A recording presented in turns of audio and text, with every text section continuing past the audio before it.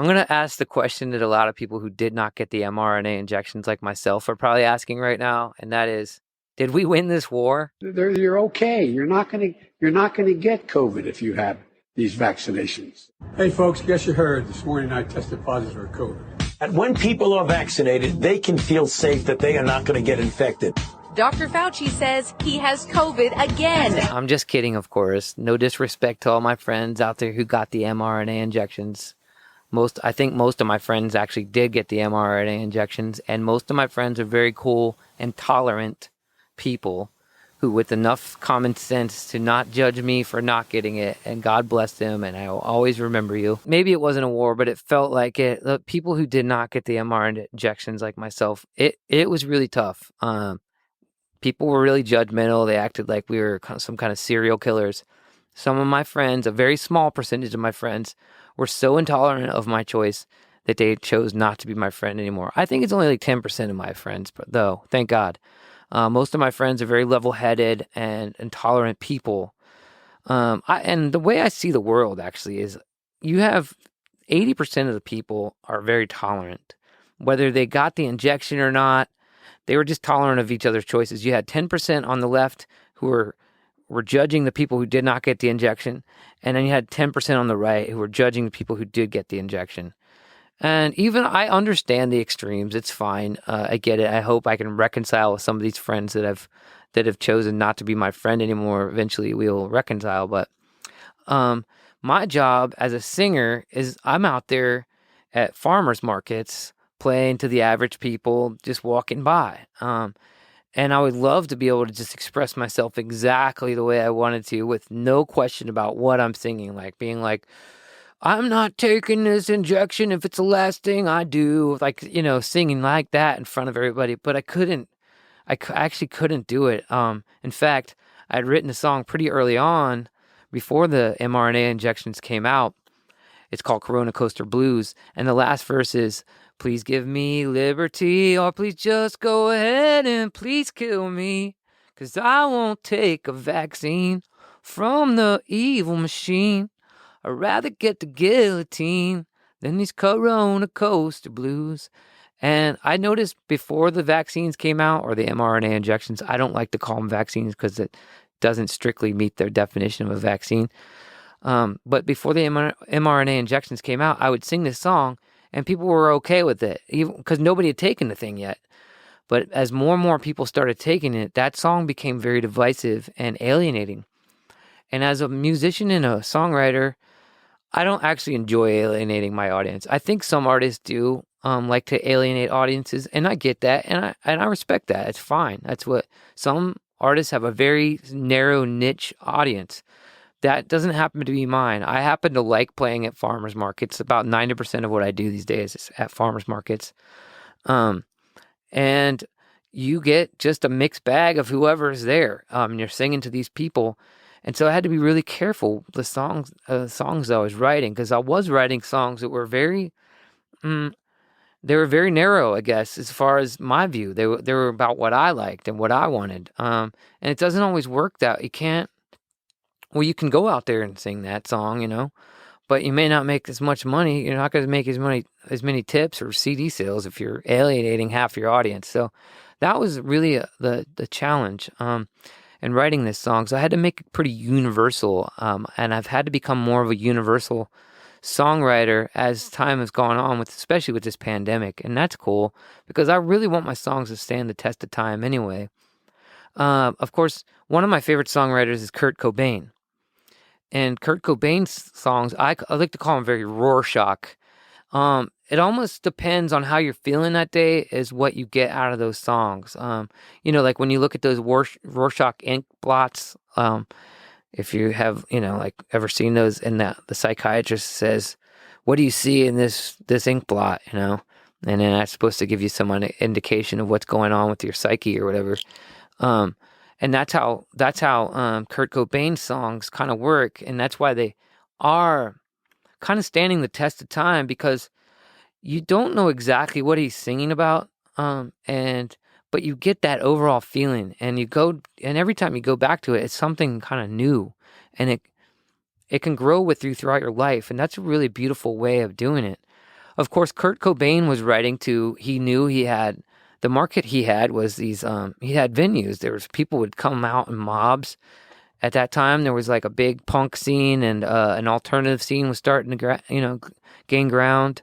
What they now call grunge and stuff. I don't think he appreciated that term, but what's called grunge now was starting to build. And so you had an audience. This was before the internet, of course.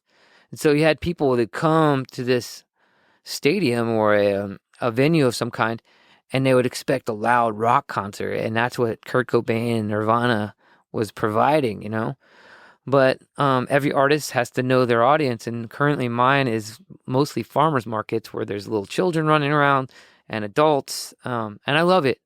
I love playing the farmers markets. It keeps me out of the bars, drinking and getting hung over all the time and stuff. I mean, I love those days. That was good times, and I still love the bars. I still get a drink on every now and then, but for the most part, as an adult, you got to grow up and get productive. And can't waste the next day on a hangover and stuff. So I like playing at the farmers markets. I love playing with the farmers there, growing the food. After all, I feel like farming is probably one of the most important professions in the history of humankind, if not the most important profession. And so I appreciate being there, and I don't want to be kicked out. I don't want to be alienating people.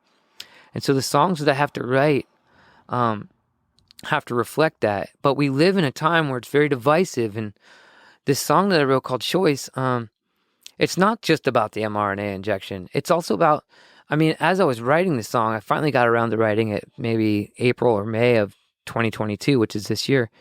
There was an issue of abortions came up, and I had to say to myself, is this going to get mixed in with abortions? Is this song people are going to think I'm writing about an abortion here and being pro-abortion or whatever. And I had to say to myself, it doesn't matter what they want it to be about is whatever they, put into it.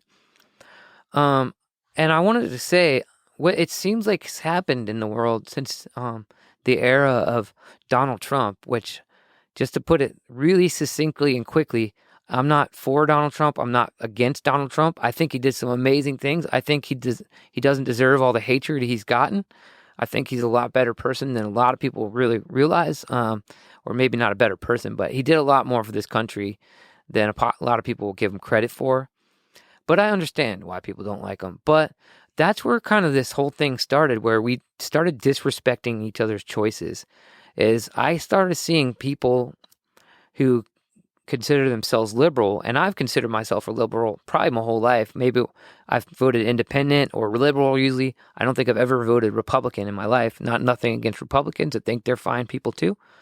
That's just been the way I lean, because as a liberal, I feel like I'm tolerant. I like to tolerate people's lifestyles and their views. I may not agree with them, but I can tolerate them. But when the Donald Trump era ushered in this new liberal mindset where it's like they're very intolerant. If you voted for Donald Trump, they didn't like you. They think you're a racist and a bigot. And that certainly wasn't true of everybody who voted for Donald Trump. And by a long shot, I think there was probably some racists who voted for Donald Trump and some bigots. But there was probably racists who vote for everybody and bigots.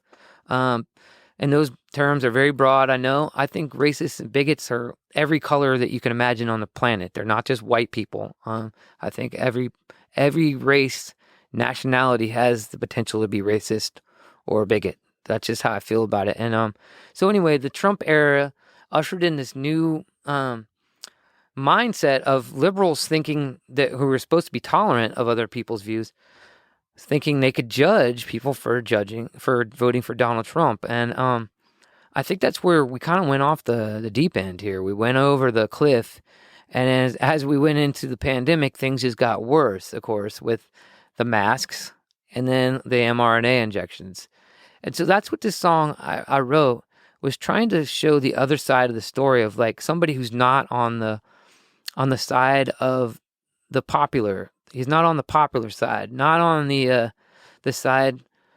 He's the underdog. And this is trying to give a voice to the underdog, which I think a lot of folk music is supposed to do. It's supposed to give a voice to the people who don't have a voice. And I've been doing this for over 20 years. And I kind of feel like I've done that with this song to give a voice to the movement that I've been a part of, which is the movement who chose not to get the mRNA injections.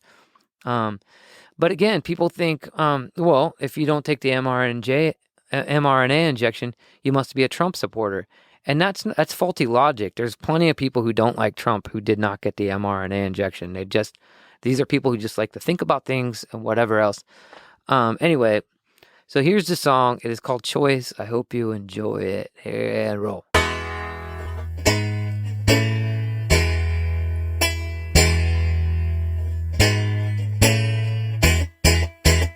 I'm not right wing, I'm not left wing, I'm somewhere in between.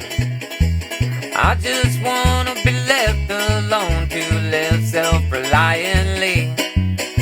So let's try and talk calmly without raising our voice. 'Cause all I'm saying is it should be a choice. All I'm saying is it should be a choice.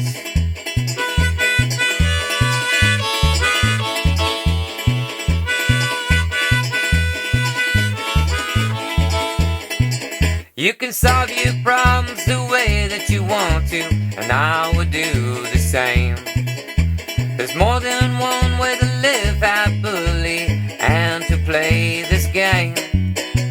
I drive an old Prius, they drive a Rolls Royce, and all I'm saying is it should be a choice. All I'm saying is it should be a choice.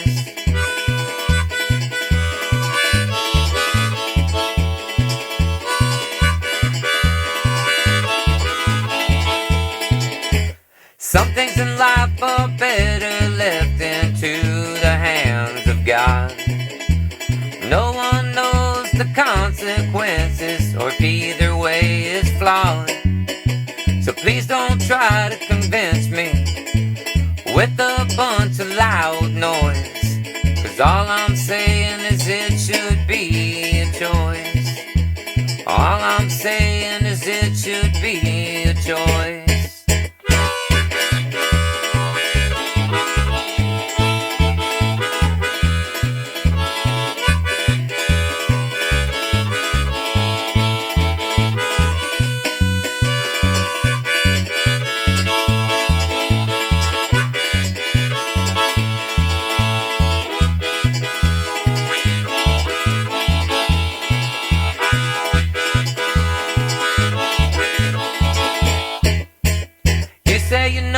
Science and wanna force your beliefs on me.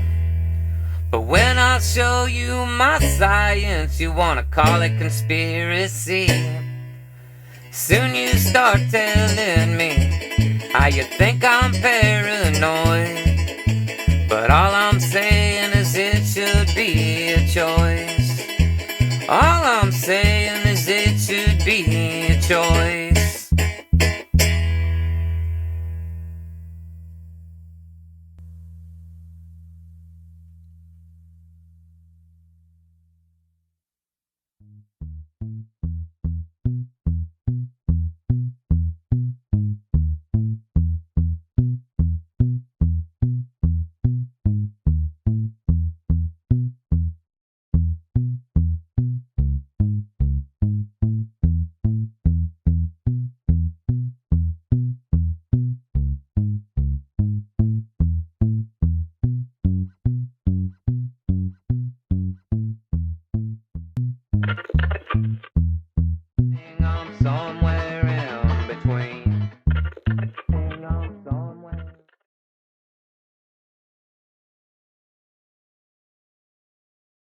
All right, I hope you enjoyed that song, and it is now time for the joke of the day.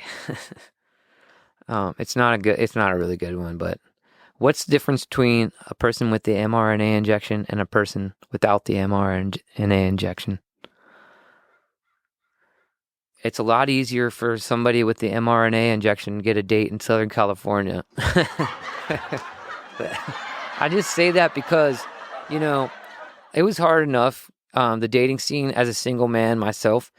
I could say the dating scene in Southern California was hard enough before the pandemic, but then the pandemic got full blown, and it was like, I am not so-called vaccinated. I don't like to use the word vaccinated. It's an mRNA injection. It doesn't really, vaccine is a totally different thing. But anyway, I'm unvaccinated. I might like Donald Trump. I might be okay with Donald Trump, and I have a mullet. So that's the funny thing about the mRNA injection. I hope you find it funny, and I hope you like my work. If you do and you'd like to support me, please consider being a patron on Patreon, and give me a tip through PayPal, Venmo, Cash App, and buying merch and songs off my website. And see you next time, God willing. And Donald Trump gets blamed for the vaccine, because now it looks like the whole world's rewriting history and saying, wait, Donald Trump is the one who took the vaccine. We thought we were heroes for taking it, but now there's a lot of people who've been hurt. So maybe Donald Trump needs to go down for this and he's the monster we all said he was. And I don't agree with any of that, of course. But anyway, but at the same time, it looks like Donald Trump made a lot of money off the vaccines to me, off the mRNA injections. But that's another story. Sorry. I can't help myself. See you next time. But all I'm saying is it should be a choice.